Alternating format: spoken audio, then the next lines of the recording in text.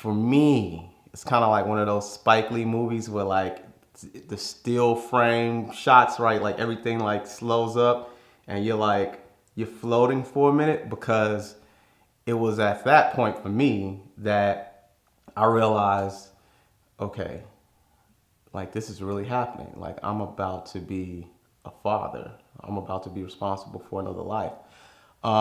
It was like maybe 5 seconds of that, and then everything like sped up, and it was just like pure joy. Like, man, like I'm about to be a daddy. Like it was a great feeling.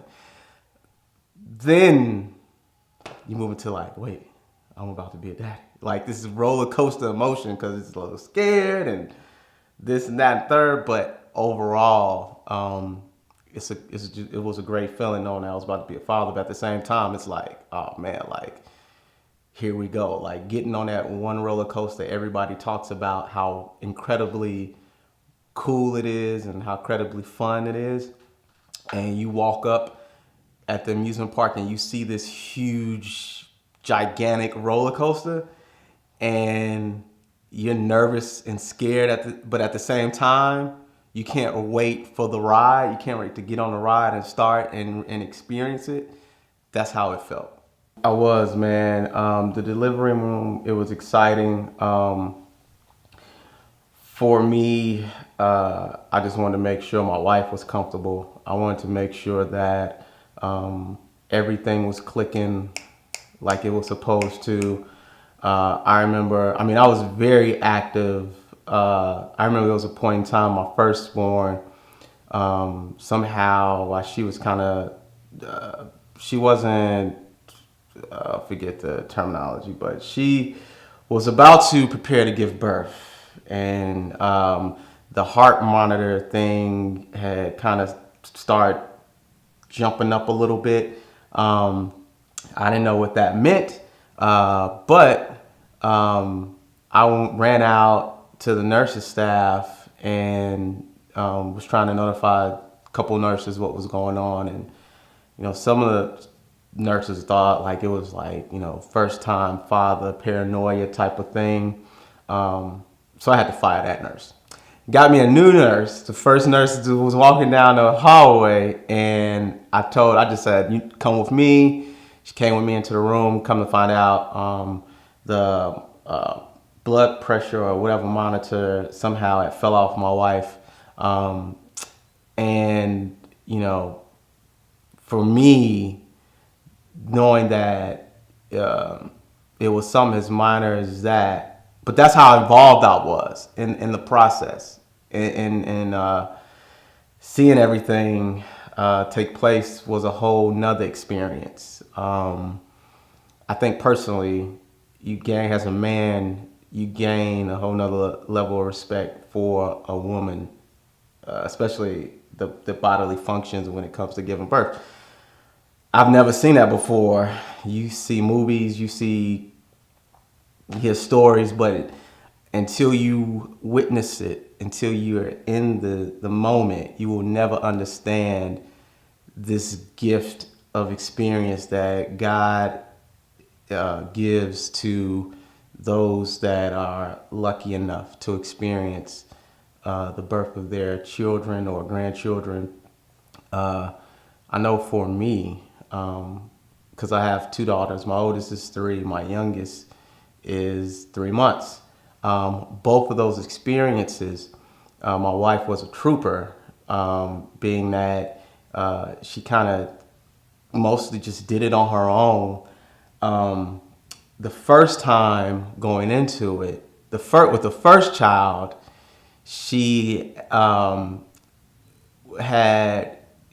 my wife has a high level of pain, so it really took a lot to kind of numb her up where she didn't feel anything. But she had gone so far along with the first child that, when it comes to, okay, grab my hand, and she's grabbing my hand and she's squeezing during the contractions and the baby is coming, the damage to my hand wasn't as bad on the first one, right? Because again, she was still like I said, she probably pushed majority of the time without the help of any drugs, but she still, being that was our first time, she had, I think they call it an epidural or something like that. All right. So there was still like squeezing, and I'm looking at my veins, and they're kind of like bulging out. And I'm like, oh, and then the baby comes, and it's all this joy, and it's like a lot of tears, and it's just so happy, right? And she recovers. The second, my youngest daughter, Lael, my wife decides to do natural. All right, she's like, yo, I think I can do this natural, like no drugs, no anything. And so, to make a long story short, again, when it came time, the contractions with the squeezing of the hand, this time I'm seeing every vein pop out of my body. Like, oh, it's like, oh, like I am feeling this intense pressure. I'm connecting with her mentally, like, wow, like, okay, this is pretty intense. And right before she gave birth, like right before Lael came into the world, she experienced the most, I think they said that's the closest that a female comes to death. It was like this fire. Like if you ever saw Dragon Ball Z and Goku was like powering up or something like that, like I'm looking at her like, oh, or into the Last Dragon, and Bruce Leroy has this glow. I'm looking at my wife and I see this glow, and I'm like, ah, like I want to scream just as loud as she's screaming. And the baby came, and from that moment on, I was like, yo, the female body is incredible. Like it is so dope. Like you really see the intensity at a whole nother level when they are giving birth. And from my experience, from what I saw my wife go through, I was like, you know, as long as I don't ever make her that angry or upset at me, I'm good. Because if she's anything like that in the moment, because I've done something stupid, I know I pushed her too far. Because at that moment, Fran could have picked up the hospital and thrown it across the Cumberland River. Nothing can compare to when you are actually, you're in that moment where it's like your first time being left with the children. And for me, it was very scary because I was like, okay, as long as I have you on speed dial for what I need, it's all good. But I made it through. You make it through. My first, you only have one. So it's a man-to-man defense. Okay, you're running a man-to-man defense. But when there's two, now you have to go from a man-to-man to a zone defense. Okay, so if you know anything about basketball, you know, again, you're in the pocket, anything happens with the diaper situation, the food situation, especially when they're little, you know, you roll them, you could color them up or put them in a little bed or whatever like that. Just make sure they're stable and safe and they won't go anywhere. Then you go and you do what you got to do to get the food and all anything they need. But when there's two and then one is mobile, then it becomes a whole new ballgame because you have to situate the youngest one to get them comfortable and give them what they need while you got to keep the oldest one out of the sink, out of this, out of that, out of this, out of that. That's when it got real. You know, the first one, it was cool being left alone and really no issues. But when the second one came along, that's when you have to go from that man-to-man to that zone defense. My daughter, she's just pure joy, man. She's so funny and so witty to be at her age. I could tell, I mean, it's really true what they say about children being a sponge at a certain age, and they're picking up everything, so you have to watch what you do and watch what you say and those things like that. I just get a joy out of her every day because I think she definitely, like, she's my wife's twin, but her personality is of mine. Like, she has my personality. Where my youngest, she looks like me, but we both believe she probably will have my wife's personality. It's weird, but it works. To be honest with you, there's really nothing I wish I would have known before becoming a dad. I don't think fatherhood is something you can prepare for. You have to dive right in.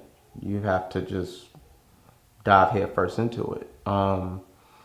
There's some planning, of course. Like, if you have the flexibility, you have the capacity, you plan financially.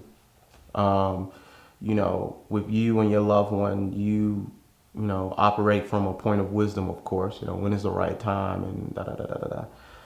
But in terms of being a father in the moment, I like to refer to the Mike Tyson quote.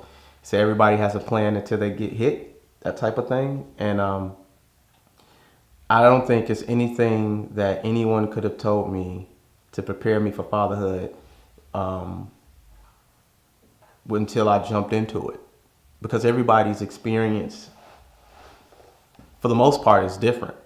So for me as a father, especially a father of two girls, my first mindset was to go to a Lim Nielsen, like a taken, like, okay, I'm bugging a book bag, I'm teaching her some karate, like I'm that guy, okay? Especially when it comes to me having to think about those thoughts when she's ready to date and all this other stuff. But I had to relax. Because some of that is unrealistic. Although I still throat punch one of you young dudes out there that try to do my daughter, I throat punch you.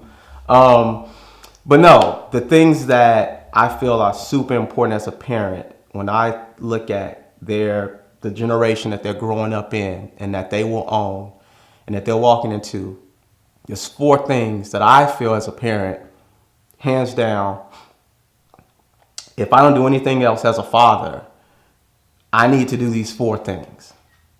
Before I leave this earth and before I give my daughter away, there are 4 things that I need to do as a father that will help her to sustain.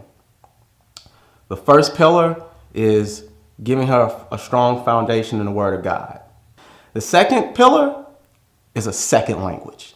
The third pillar, self-defense class, without a shadow of doubt.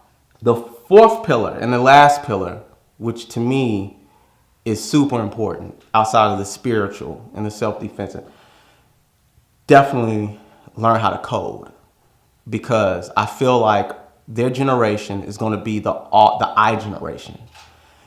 If she decides to do whatever with her life, whether it's go somewhere in a creative lane, be an artist, be a musician, teach, or be an engineer, be a whatever, right? As a parent, as a father, I want to be able to say, before I left this earth, I gave her a strong foundation in the Word of God. I made sure she learned a second language. I made sure that she knew how to defend herself, not only spiritually, but physically and mentally. And I left her in a space where she knows how to code, and she understands coding and the importance of that, because I believe that when she gets of age, we're going to hit that Jetsons phase. Every day, as a black male, as a father, my job is not to land the biggest deal. It's not to create the best experience. It's not to bring home the fattest check. It's not to bring home the best gift. Every day as a black man, as a father, my goal is to make it home safely to my family. That's priceless, especially in the day and age where we live, where young black fathers, some even more seasoned, aren't making it home due to police violence, due to things that are happening in the street. I carry all of that with me before we leave. We always pray. And every day, no matter what type of day I'm having, as long as I make it home safely back to my daughters, And I walk through that door and they hit me with that daddy, and they give me that tight hug around that's priceless. You can't put a price tag on that. The legacy I want to leave with my children is this. Daddy lived a creative life that was healthy in body, wealthy in family, and wise in mind. For my influences, definitely my father. He instilled in me a sense of community and integrity. My older brother really instilled a sense in me of being humble and really, relax. And that to me is something that I think that is one of my biggest strengths in terms of character is, I'm a pretty humble guy. My name is Brian Sexton, and I have the best job in the world. I'm a dad.